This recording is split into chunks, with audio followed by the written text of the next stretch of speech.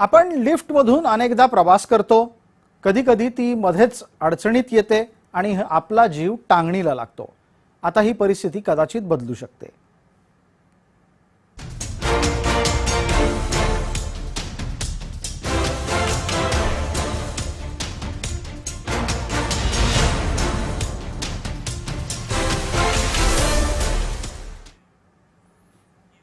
नमस्कार, विशेषमध्ये आपल्या सगळ्यांचं स्वागत। मी प्रसाद काथे।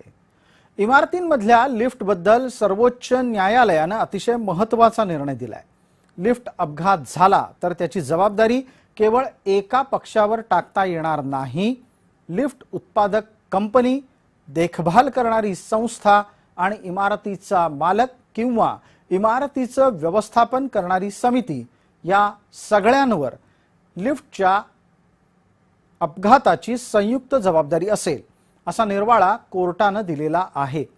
लिफ्ट ही सार्वजनिक वाहतुकीच्यासाठी सेवा असल्याने नमूद केलं प्रवाशांच्या सुरक्षिततेची सर्वोच्च जबाबदारी संबंधित सर्व पक्षांची असल्याचं न्यायालयाने स्पष्ट केलंय।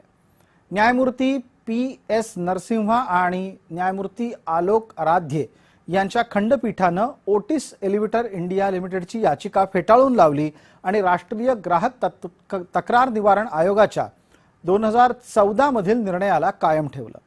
हे प्रकरण 2003 मध्ये रॉ मुख्यालयामध्ये लिफ्ट अपघात झाला होता त्याच्याशी संबंधित आहे। माजी राजनैतिक अधिकारी विपिन हांडा यांचा त्या अपघातात मृत्यू झाला होता। त्यांची पत्नी आणि 2 मुलांना 3 कोटी 1 लाख रुपयाची नुकसान भरपाई देण्याचा निर्णय देण्यात आला। तो आदेश सर्वोच्च न्यायालयानेही कायम ठेवलाय। 20 मार्च 2003 पासून 9% वार्षिक व्याज सुद्धा द्यावं लागणार आहे। लिफ्ट कंपनीला हा एक प्रकारे दंड ठोठावण्यात आलाय। न्यायालयाने या प्रकरणामध्ये जबाबदारीचं प्रमाणही निश्चित केलंय। त्यानुसार ओटिस एलिव्हेटर कंपनीला 70%, लष्करी अभियांत्रिकी सेवेला 25% आणि संबंधित सरकारी विभागाला 5% आपली जबाबदारी निश्चितपणे उचलावी लागेल। या लिफ्ट अपघात प्रकरणामध्ये सर्वोच्च न्यायालय ठळकपणे काय म्हणाले ते पहा। इमारतीची लिफ्ट ही सार्वजनिक वाहतुकीच्या साठी खुला असलेला एक महत्त्वाचा प्रकार आहे।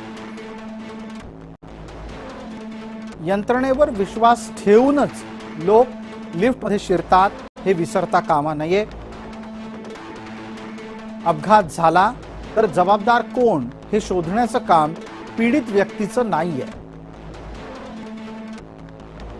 सोसायटीचा मालक किंवा देखभाल करणारी संस्था आणि लिफ्टचा उत्पादक किंवा सोसायटीची समिती हे यासाठी संयुक्तरित्या जबाबदार असतील।